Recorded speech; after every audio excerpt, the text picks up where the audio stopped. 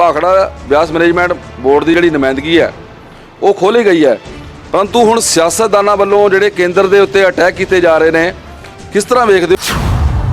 जो major share holders हैं पंजाब और हरियाणा, उनके साथ इन्होंने बहुत बड़ा धक्का किया है। काफ़ी जिहड़ी है चुप रहन करके केंद्र ने कदम चुक्या। वो बात बिल्कुल सही कही आपने। साडा पंजाब खेती प्रधान सूबा है, इत्थों बिजली भी पैदा होंदी है ते पानी का बड़ा वड्डा मसला है। किस तरह देखते हो कि इसका जिहड़ा केंद्र ने फैसला लिया है, इसका नुकसान होएगा? वो सवाल ये है कंट्रोल और मैनेजमेंट का। मौसा टीवी देख रहे सारे ਸਰੋਤਿਆਂ ਨੂੰ ਕਵਰ ਸਿੰਘ ਬੇਦੀ ਵੱਲੋਂ ਪਿਆਰ ਭਰੀ ਸਤਿ ਸ੍ਰੀ ਅਕਾਲ। ਭਾਖੜਾ ਮੈਨੇਜਮੈਂਟ ਬੋਰਡ ਦੇ ਉੱਤੇ ਵੱਡਾ ਵਿਵਾਦ ਪੰਜਾਬ ਦੇ ਵਿੱਚ ਚੱਲ ਰਿਹਾ ਹੈ, ਕਿਉਂਕਿ ਭਾਖੜਾ ਬਿਆਸ ਮੈਨੇਜਮੈਂਟ ਬੋਰਡ ਦੀ ਜਿਹੜੀ ਨੁਮਾਇੰਦਗੀ ਹੈ ਕੇਂਦਰ ਨੇ ਖੋਲ੍ਹੀ ਹੈ, ਜਿਸ ਤੋਂ ਬਾਅਦ ਵੱਖ-ਵੱਖ ਪਾਰਟੀਆਂ ਦੇ ਜਿਹੜੇ ਪ੍ਰਤੀਕਰਮ ਆਉਣੇ ਸ਼ੁਰੂ ਹੋ ਗਏ ਆ ਤੇ ਹੁਣ ਲਗਾਤਾਰ ਜਿਹੜੇ ਪੰਜਾਬ ਦੇ ਸਿਆਸਤਦਾਨ ਨੇ ਕੇਂਦਰ ਤੇ ਨਿਸ਼ਾਨੇ ਲਾ ਰਹੇ ਨੇ ਕਿ ਆਖਰ ਪੰਜਾਬ ਦੀ ਨੁਮਾਇੰਦਗੀ ਕਿਉਂ ਖੋਲ੍ਹੀ ਹੈ। ਸਾਡੇ ਨਾਲ तमाम ਗੱਲਾਂ ਬਾਤਾਂ ਲਈ PSCB ਦੇ ਸਾਬਕਾ ਚੀਫ ਇੰਜੀਨੀਅਰ ਪਦਮਜੀਤ ਸਿੰਘ ਨੇ, ਜਿਨ੍ਹਾਂ ਨਾਲ ਗੱਲਬਾਤ ਕਰਕੇ ਜਾਣਾਂਗੇ ਕਿ ਪੂਰਾ ਮਾਮਲਾ ਕੀ ਹੈ ਤੇ ਜਿਹੜਾ ਵਿਵਾਦ ਹੁਣ ਸਿਆਸਤਦਾਨਾਂ ਵੱਲੋਂ ਛੇੜਿਆ ਜਾ ਰਿਹਾ ਹੈ ਤੇ ਕੇਂਦਰ ਦੀ ਕਿਸ ਤਰ੍ਹਾਂ ਦੀ ਧੱਕੇਸ਼ਾਹੀ ਹੈ ਕਿ ਭਾਖੜਾ ਬਿਆਸ ਮੈਨੇਜਮੈਂਟ ਦੀ ਜਿਹੜੀ ਨੁਮਾਇੰਦਗੀ ਖੋਲ੍ਹੀ ਹੈ ਉਹ ਕੀ ਹੈ। ਸਰ ਮਧੂਸਰ ਟੀਵੀ ਦੇ ਤੁਹਾਡਾ ਪਦਮਜੀਤ ਸਿੰਘ ਜੀ ਸਵਾਗਤ ਹੈ। सत श्री अकाल जी। ਪਦਮਜੀਤ ਸਿੰਘ ਜੀ, ਭਾਖੜਾ ਬਿਆਸ ਮੈਨੇਜਮੈਂਟ ਬੋਰਡ ਦੀ ਜਿਹੜੀ ਨੁਮਾਇੰਦਗੀ ਹੈ ਉਹ ਖੋਲ੍ਹੀ ਗਈ ਹੈ, परंतु हुण सियासतदानां वल्लों जिहड़े केंद्र दे उत्ते अटैक किए जा रहे हैं, किस तरह वेखदे हो कि केंद्र का किदां दा कदम है जां सियासतदान जिहड़े है कि सियासत कर रहे हैं? इसके बारे मैं एक्सप्लेन करूंगा कि ये सारा ढांचा क्या है और कंट्रोवर्सी कैसे बनी। 1967 पंजाब रीऑर्गेनाइजेशन एक्ट कानून पास हुआ पार्लियामेंट में, संसद में, और उसमें BBMB की फॉर्मेशन के बारे पूरा सेक्शन है। उसमें पंजाब रीऑर्गेनाइजेशन एक्ट, अब याद रखना, पार्लियामेंट का कानून है, सो वो मतलब है उसको इम्प्लीमेंट करना सेंटर का काम था। उसमें ये कहा कि एक चेयरमैन होगा और 2 होल टाइम मेंबर्स होंगे। मतलब है जो फुल टाइम काम करेंगे BBMB को चलाने का, एक चेयरमैन और 2 full time member, whole time members. अच्छा, शुरू से 1967 से ये आज तक चेयरमैन जो था BBMB का बाहर से लगता था। जो पार्टनर स्टेट्स हैं पंजाब, हरियाणा, राजस्थान, हिमाचल, ठीक है, तो चेयरमैन बाहर से लगता था किसी और स्टेट का, और जो 2 होल टाइम मेंबर्स हैं BBMB के, वो सबसे बड़े जो शेयर होल्डर्स हैं जिनका हिस्सा है BBMB में, उधर से लगते थे। तो मतलब हिस्टोरिकली 67 से आज तक मेंबर पावर जो है वो पंजाब से लगते थे, और मेंबर इरिगेशन जो था वो हरियाणा से लगता था। और उसका मैं समझता हूँ जो जस्टिफिकेशन है, जस्टिफिकेशन 2 है। नंबर 1 कि जो 4 मेंबर्स हैं स्टेट्स, तो जिन मेंबर्स के सबसे ज़्यादा शेयर है, हिस्सा है BBMB में, उनके 2 मेंबर लगने चाहिए। उसके हिसाब से पंजाब नंबर 1 पे है, हरियाणा नंबर 2 पर है, उससे कम शेयर राजस्थान, उससे और भी कम हिमाचल। तो उस हिसाब से शेयर के हिसाब से ये लगे। दूसरा जो खर्चा जो होता है BBMB का रनिंग खर्चा, वो शेयर के हिसाब से, जो जिन शेयर स्टेटों का शेयर ज़्यादा है वो खर्चा भी उस हिसाब से ज़्यादा देंगे। तो उस हर एक एंगल से मतलब है मेंबर पावर पंजाब का शेयर पोस्ट मानी गई थी, मेंबर इरिगेशन हरियाणा की। और 1967 से 2020 आज 22 तक ये ऐसा चला आ रहा था। और जो सिस्टम स्मूथली जो चला आ रहा है उसको मतलब उसमें ढांचे को बदलना ये सही बात नहीं है। इन्होंने मतलब है कानून में नहीं था, कानून में तो यही था कि होल टाइम मेंबर्स होंगे। ये सरकार की ही पोस्टिंग पॉलिसी थी कि जो सबसे बड़े शेयर होल्डर स्टेट हैं उधर के ही हक बनता है। अब इन्होंने जो क्वालिफिकेशंस जो फिक्स कर दी हैं, उससे क्या है कि ज़रूरी नहीं कि मेंबर पावर पंजाब से लगे, या ज़रूरी नहीं कि मेंबर इरिगेशन हरियाणा से लगे, वो कहीं से भी लग सकते हैं। क्योंकि सरकार ने कानून ही कुछ ऐसा बना लिया।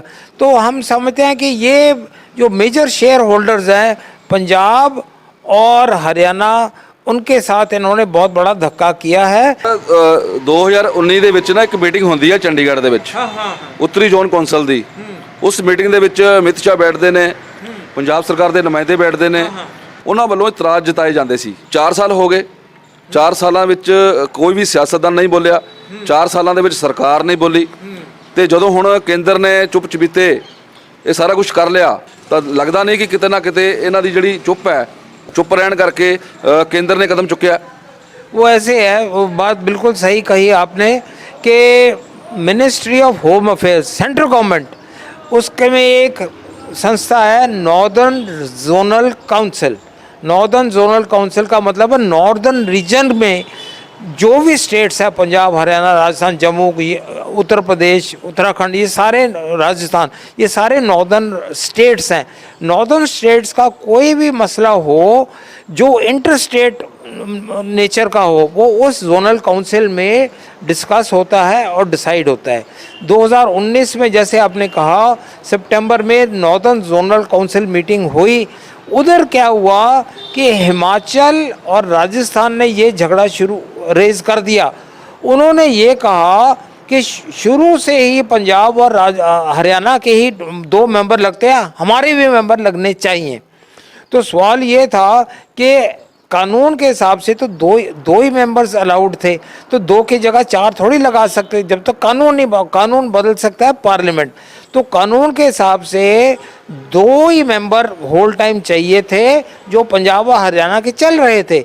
इन्होंने मतलब ये मसला रेज किया हिमाचल ने और राजस्थान ने।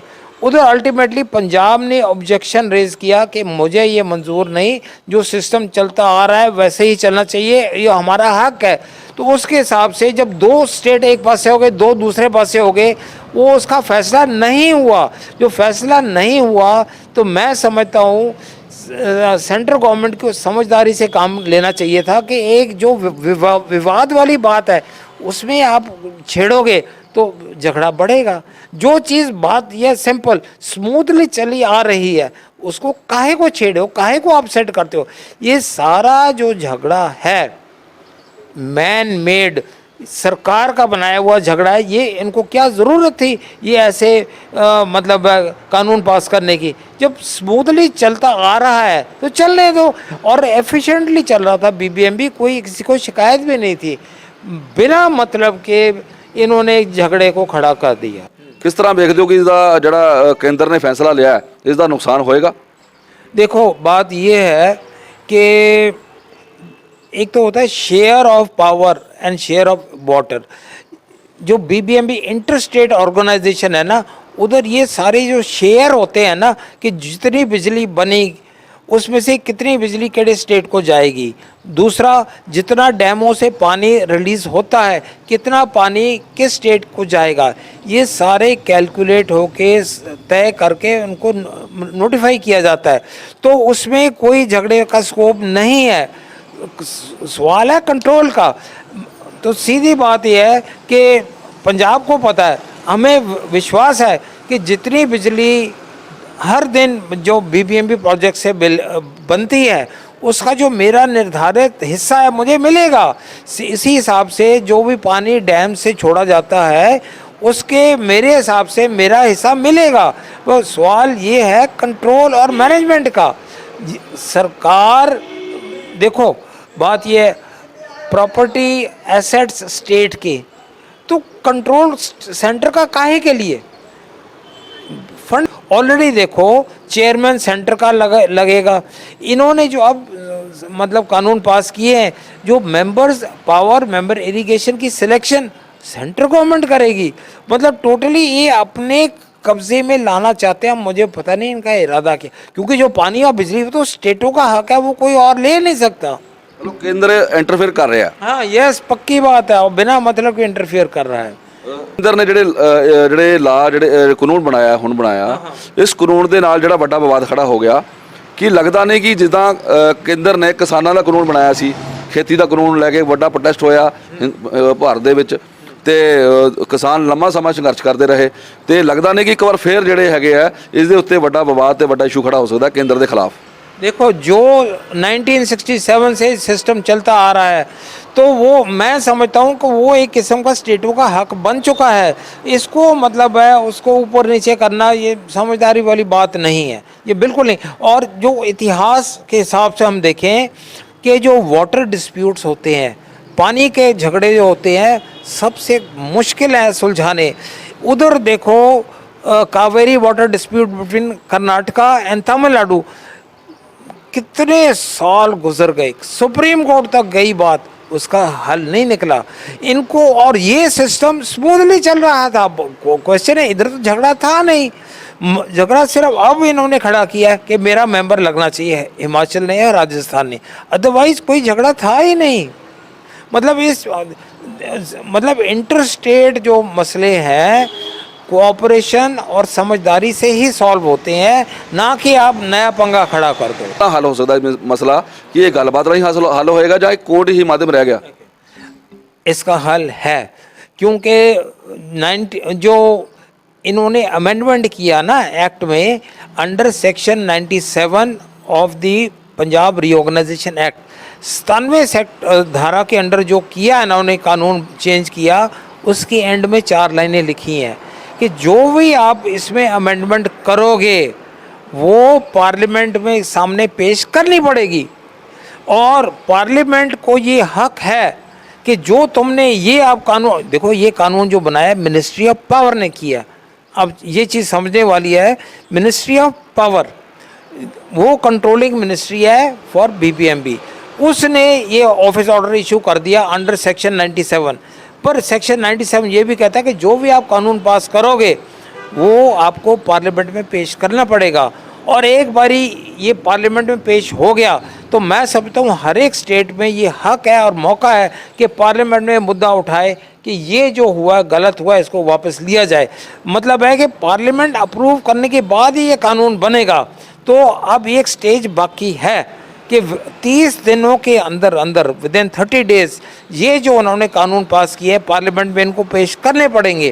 और उधर मैं समझता हूँ पंजाब हरियाणा एमपीज़ जो है मेंबर्स ऑफ पार्लियामेंट, उनको हक है कि हम रेज। आखिर डेमोक्रेसी तो यही है कि पार्लियामेंट में जिसको स्टेट को नुकसान है वो बोलेगा, बोलना चाहिए मेरे हिसाब से।